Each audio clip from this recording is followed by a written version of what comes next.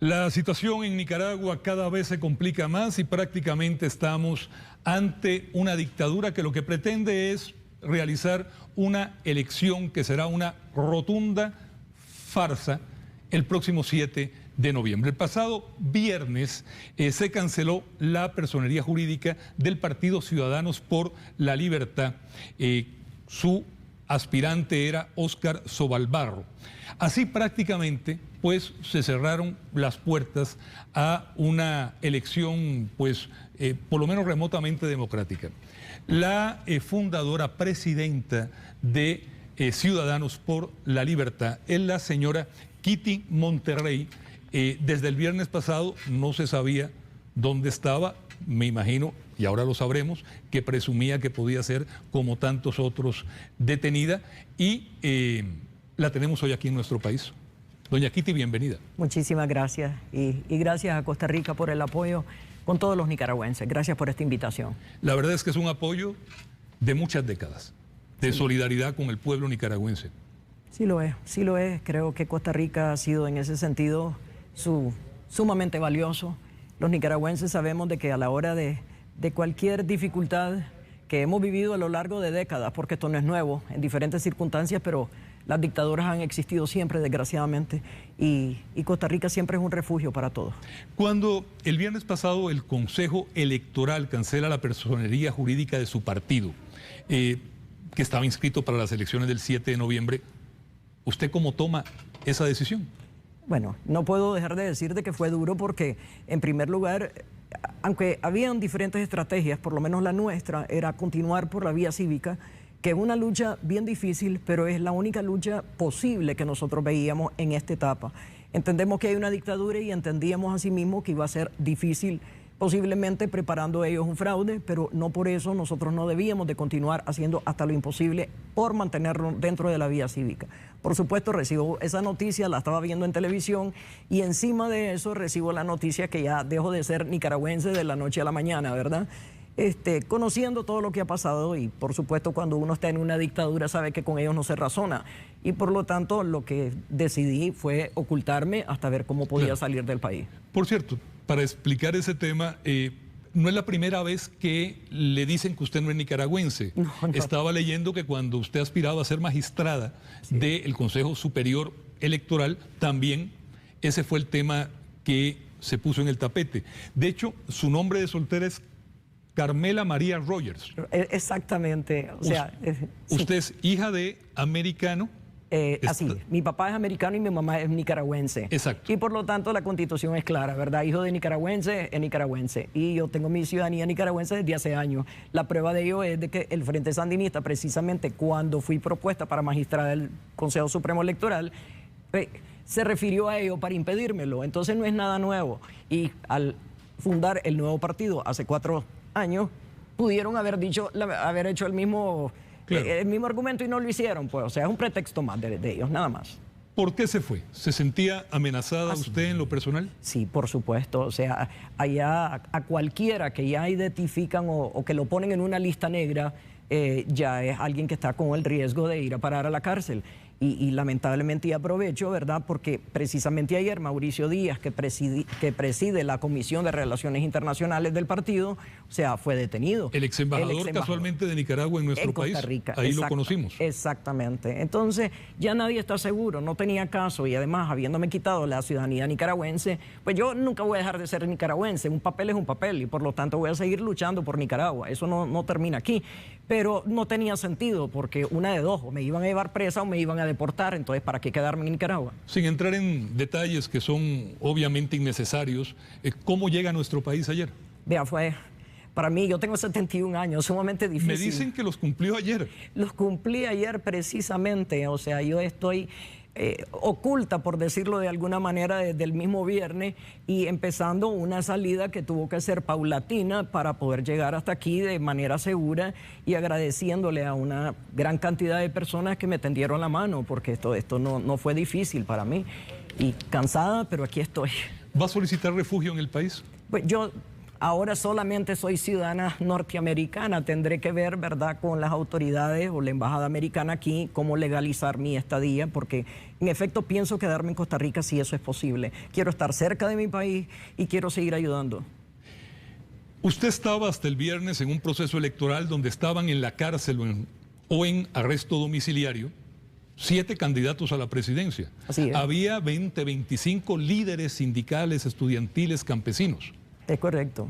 Lo que se iba a realizar era una farsa, porque ustedes seguían en ese proceso electoral. Porque no veíamos otra opción más que seguir en él. Y cuando todos los que están presos fueron de algún modo precandidatos inscritos en esta alianza de Ciudadanos por la Libertad o aspirantes a ello, ya realmente había una unificación de la oposición alrededor de lo que ahora era la Alianza Ciudadano.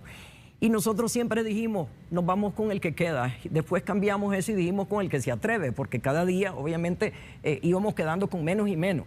Pero no vemos otra opción más que la vía cívica. Pues yo por lo menos personal y este partido jamás he estado de acuerdo en la violencia y mucho menos en una lucha armada que a estas alturas más bien no queremos retroceder. Nicaragua ha sufrido décadas de derramamiento de sangre. Nosotros debemos de encontrar una salida cívica. ¿Cuál es? Pues esperábamos poder tenerla a través de presionar en un proceso electoral, pero hasta ahora no vemos la salida ya. La candidata a la vicepresidencia de su partido era Berenice Quesada. Es correcto. ¿Quién fue detenida? Está en arresto domiciliario hace como una semana. Sí, pero ya no está en arresto domiciliar, gracias a Dios. Y a mí en lo personal me afectó mucho porque ella no era una persona política, nunca había estado involucrada en política y sentimos una responsabilidad enorme. Y yo la sentí de haberle destruido la vida a una joven que realmente lo que quería era representar a una nueva generación. Claro. Pero gracias a Dios lo que hicieron fue inhibirla completamente y restringirle cualquier participación política a cambio de que ella pudiera gozar de libertad y está en libertad ahora. Sobre este tema, estaba leyendo hoy, cuando supe que iba a tener la oportunidad de entrevistarla, 2 artículos de los últimos 2 días que están en confidencial.com, que dirigen pues un colega al que admiro y respeto mucho, Carlos Fernando Chamorro. En un artículo de Fernando Malespín, leía que sobre este caso de Berenice Quesada, lo leo textualmente: cuando el orteguismo inhibe a Berenice Quesada, no solo no se plantea el CL, su partido, no solo no plantea ninguna acción para defender la candidatura de Berenice, sino que una hermana del candidato a presidente, el empresario Óscar Sobalbarro, dijo que ella misma se había buscado su inhibición. Con aliados como el CEP, el grupo suyo, no se necesitan enemigos. No es cierto. En primer lugar, es falso que eso haya dicho Marcia Sobalbarro. Es más, ella era una de las más cercanas a Berenice y nunca dijo semejante cosa. Y otra cosa que tal vez no comprende mucha gente que está tanto en el exilio o en las plataformas sociales es los riesgos que implica para las personas que están dentro del país muchos de los comentarios y de las cosas que se hacen y se dicen. Nosotros no callamos en cuanto a Berenice, no porque no quisiéramos defenderla, sino más bien para protegerla, porque sabíamos precisamente que cualquier acción nuestra demasiado pública lo que iba a hacer es perjudicarla a una joven que realmente no tenía ni siquiera necesidad de estar arriesgándose y participar en una contienda electoral como candidata a la vicepresidencia. Eso es algo que yo aprovecho y me permite el comercial de hacer un llamado al exilio. Hay que tener mucho cuidado porque la gente que está en el país está pagando los costos de muchos comentarios y no es lo mismo estar adentro sujeto a todos los riesgos que corremos los que vivimos allá, que estar afuera haciendo comentarios. También les han reclamado a ustedes, a Ciudadanos por la Libertad, y concretamente a usted, sí, el no haber fomentado una sola opción política contra el orteguismo. Es todo lo contrario.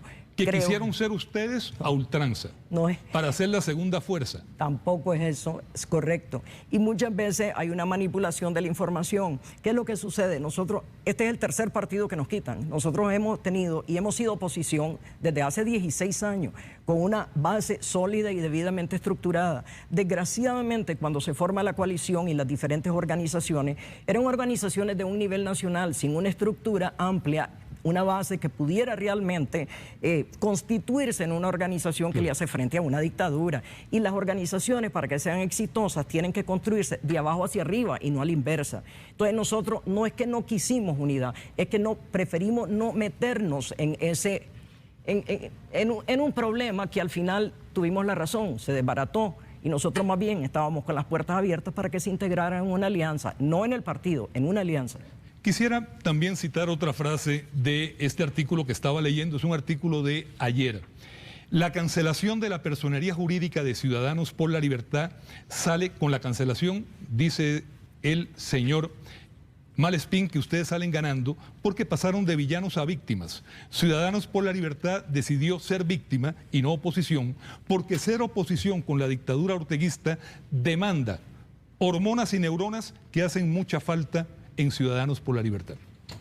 Esa es la opinión de una persona que yo respeto, porque obviamente todo el mundo tiene derecho a opinar, pero yo no me considero víctima. Y yo creo que eso sería un grave error el que nosotros ahora, y por lo menos yo en el exilio, me considere víctima. Pero que no es usted sino víctima de una dictadura. Voy a aclarar. Por eso tuvo que salir huyendo ayer de su país. Claro que sí, pero si nosotros empezamos a victimizarnos y simplemente a estar en un cuadro trágico porque vamos a aceptar de que tenemos una dictadura y no vamos a hacer nada para continuar luchando contra ella, entonces muy mal haríamos. Lo que estoy tratando de decir es que Nicaragua es una enorme cárcel donde todos estamos realmente rehenes de una dictadura.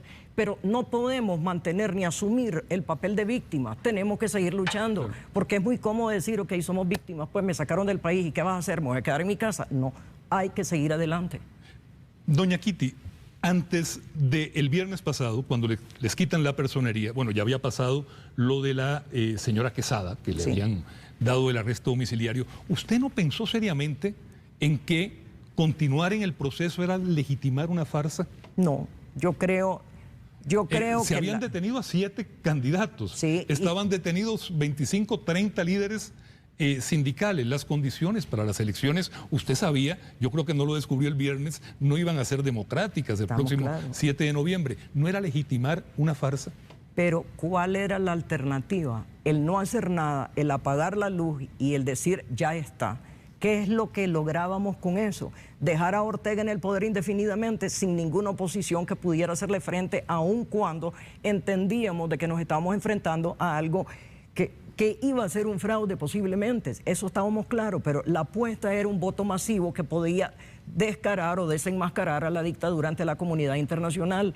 O sea, si hubiera una alternativa mejor estábamos dispuestos, pero nadie nunca dio una alternativa, y lo que puede hacer la comunidad internacional es bien limitado. Los nicaragüenses somos los que tenemos que aprender a resolver nuestros problemas. Y lo estamos viendo, todas las críticas, todas las censuras de poco sirven. Así es. Cada día se endurece más la posición del gobierno Ortega Murillo. Por eso, entonces nosotros no podemos simplemente depender de lo que digan o lo que hagan los demás. Tenemos que ser los nicaragüenses los que con acciones concretas logremos sacar al país adelante, logremos sacar a Ortega.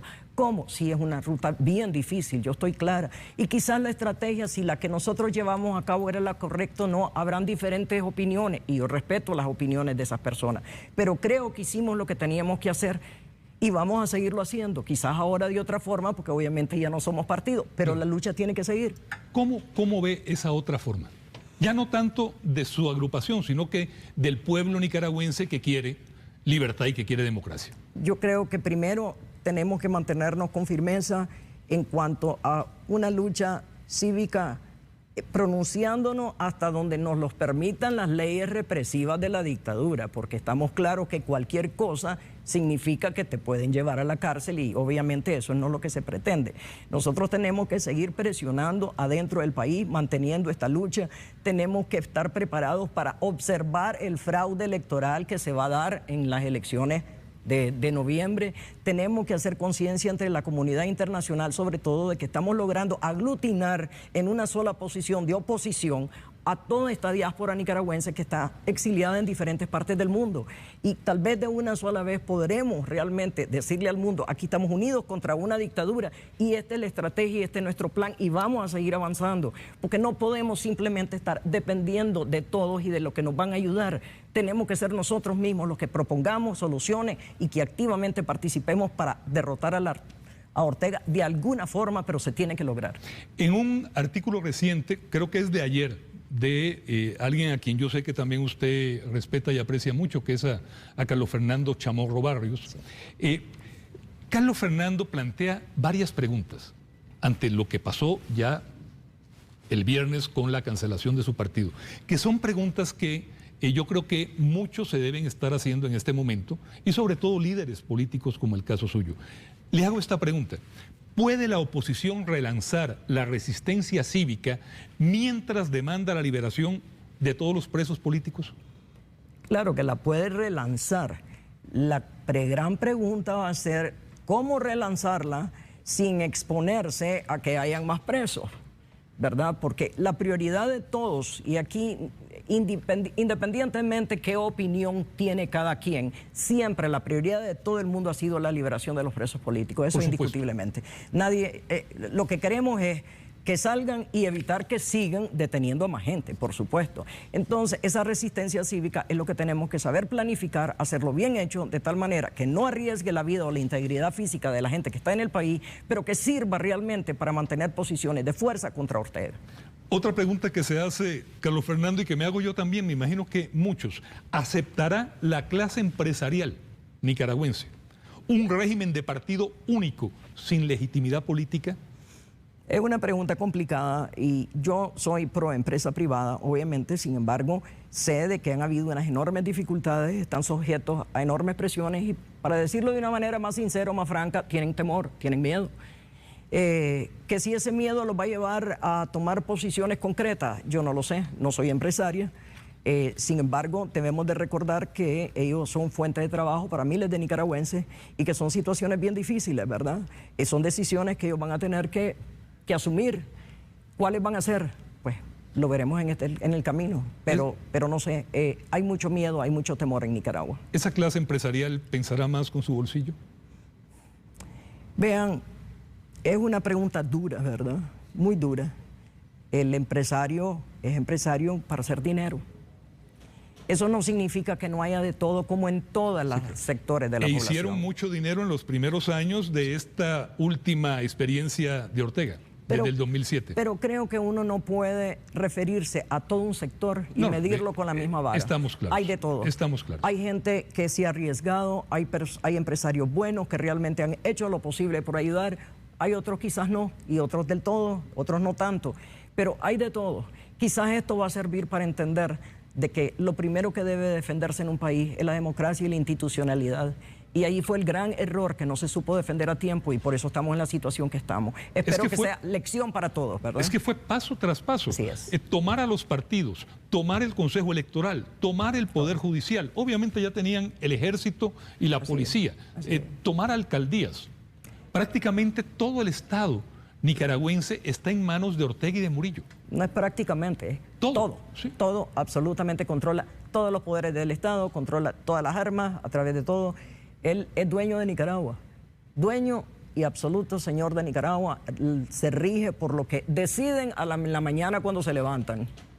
Le hacía esa pregunta que se formula Carlos Fernando en este artículo de ayer. Y hay otra pregunta, ¿qué papel, y se lo hago a usted la pregunta también, qué papel jugará el liderazgo moral de la Iglesia Católica? ¿Cuál cree usted, doña Kitty, que será el papel de la Iglesia Católica en esta coyuntura? Yo siempre he pensado que la Iglesia Católica es el gran guía moral del pueblo nicaragüense. Ellos, hasta la semana pasada, su posición era participar en un proceso cívico electoral. Y yo he pensado siempre, y el partido que yo he representado, ir de la mano con las posiciones de la Iglesia Católica. Sin embargo, hoy en la mañana la Arquidiócesis de Managua sacó un comunicado ya diciendo prácticamente que habían quitado la última opción, que ya no había nada para ir a un proceso electoral. Entonces la posición de la Iglesia de ahora en adelante se vuelve vital y queda como la única voz que representa la voluntad del pueblo de Nicaragua en Nicaragua. ¿Ve usted a Ortega y a Murillo en el poder después de unas elecciones que serán una farsa el 7 de noviembre y que creo que no contarán con el apoyo de prácticamente, no creo que de más de 10 países del mundo? Yo creo que está apostando a esa continuidad, ¿verdad? Y posiblemente a ser, entre comillas, magnánimo después de noviembre y a ver qué hace el mundo con él en el poder, obviamente, porque se va a reelegir, él de dedo nombrado, porque obviamente es una farsa lo que se va a dar, y por lo tanto veremos más bien, ahí la importancia va a ser no lo que hacemos los nicaragüenses, en ese momento la importancia va a ser qué hace la comunidad internacional, ¿verdad? Qué bueno, que hemos visto que eso no altera, ni influye, ni afecta en nada a la dupla Ortega-Murillo. Pero Nicaragua es que el segundo país más pobre del hemisferio, está en el centro de toda una región que necesita una interconexión para efectos de comercio y que realmente va a ser vital en el tema migratorio, ¿verdad? Porque es todo el tráfico hacia los Estados Unidos también, de personas que desesperadas van buscando su libertad y van buscando otra cosa. Y Nicaragua no es lo mismo ni que Cuba, que es una isla, pues tenga 60 años y que ha aguantado bloqueos y todo, y ahí sigue, que Venezuela con más de 20 años y sigue. Entonces habrá que ver qué deciden los países de la región, porque aunque de nuevo aprovecho para agradecer a Costa Rica, yo creo que aquí es donde se tiene que hacer un esfuerzo regional más que nada. Y ese esfuerzo regional combinado con los nicaragüenses que estamos en el exilio y de alguna manera con los nicaragüenses opositores, que son miles dentro del país, tenemos que buscar la solución. Yo sé que tal vez en estos momentos es difícil para mí, sobre todo que vengo, o sea, de 3 días durísimos, pero les aseguro de que si algo voy a hacer es dedicarme los últimos días que me queden a ayudar y a ver qué estrategias podemos implementar para luchar y seguir luchando hasta ver a Ortega fuera del poder. Creo que lo que no se logró hace 4 o 5 meses también es una lección para ustedes. Se tiene que lograr la unión entre todos los grupos que creen en la democracia, que se oponen a Ortega. Es que tienen que hacer hasta el último esfuerzo. Ya eso se había logrado prácticamente. Al quedar la Alianza Ciudadana, es que muchas cosas se fueron distorsionando en el camino, posiciones que no eran realmente ciertas. O sea, las redes sociales son una cosa, la realidad en Nicaragua es otra. La que se vive en el interior del país es diferente a la que se vive en las calles de la capital en la noche. O sea, son distintas las realidades. Entonces, es bien difícil que la gente comprenda que no es que estemos divididos, es que ha habido una serie de opiniones diversas, pero no se ha logrado aterrizar en un proyecto único, y ese era el esfuerzo que venía haciendo la Alianza Ciudadana. Desgraciadamente, a veces hay muchos intereses individuales y esos priman sobre los intereses de la nación. Pues eso es lo que tenemos que superar. A eso me refería. Eso es lo que vamos a tener que superar ahora. Doña Kitty, gracias por su tiempo, gracias por permitirnos entender mejor la situación de su país, la situación de Ciudadanos por la Libertad y la suya como líder política. Muchísimas gracias por esta oportunidad a todos y gracias de nuevo Costa Rica. Gracias, doña Kitty.